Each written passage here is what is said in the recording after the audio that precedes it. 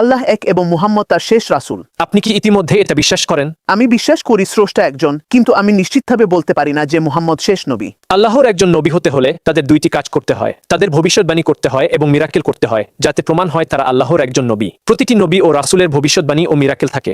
আপনি কি নবী মুহাম্মদ সাল্লাল্লাহু আলাইহি ওয়াসাল্লাম এর মিরাকেল ও ভবিষ্যৎবাণী জানেন? আমি জানি তিনি চাঁদ দ্বিখণ্ডিত করেছিলেন। কেউ একজন অনেকের চেয়ে উঁচু কিছু তৈরি করবে, এরকম কিছু। খালি পায়ের রাখালরা উঁচু বিল্ডিং বানানোর প্রতিযোগিতা করবে, যা এখন দুবাই, সৌদি আরব ইত্যাদি জায়গায় হচ্ছে। তাহলে তিনি এসব ভবিষ্যৎবাণী করেছিলেন। প্রতিটি ভবিষ্যৎবাণী সত্য হয়েছে। তার সঙ্গে যারা ছিলেন সবাই তার সেই মিরাকেল গুলো সাক্ষী। খাবার বাড়িয়ে দেওয়া, পানি বাড়িয়ে দেওয়া, চাঁদ দ্বিখণ্ডিত করা, আরো অনেক কিছু। আর আপনি জানেন সবচেয়ে বড় মিরাকেল কি? এটাই জীবন্ত মিরাকেল, আল কুরআন। কারণ অন্য মিরাকেলের ক্ষেত্রে, প্রত্যেক নবী ও রাসূলের ক্ষেত্রেই আপনি বলতে পারেন আমি তখন ছিলাম না, আমি জানি না তিনি করেছিলেন কিনা। যিশুকে আবার জীবিত হতে কেউ দেখেনি, শুধু তখন যারা উপস্থিত ছিল তারাই দেখেছে। মুসা সমুদ্রকে দুই ভাগ করেছিলেন। কুরআন একটি জীবন্ত মিরাকেল যা আপনাকে এই চ্যালেঞ্জ দেয়, যদি এটা আল্লাহ ছাড়া অন্য কারো কাছ থেকে আসতো, আর যিনি এটা এনেছেন তিনি যদি আল্লাহর রাসূল না হতেন, তাহলে এর মতো একটি চূড়া তৈরি করে দেখাও, কোনো ভুল বা কন্ট্রাডিকশন খুঁজে বের করো। তাহলে যদি এগুলো থাকে এবং তিনি এই শর্তগুলো পূরণ করেন, আপনি কি তাকে আল্লাহর রাসূল হিসেবে গ্রহণ করবেন? এটা তাকে আল্লাহর রাসূল হওয়ার দিকে ইঙ্গিত করবে।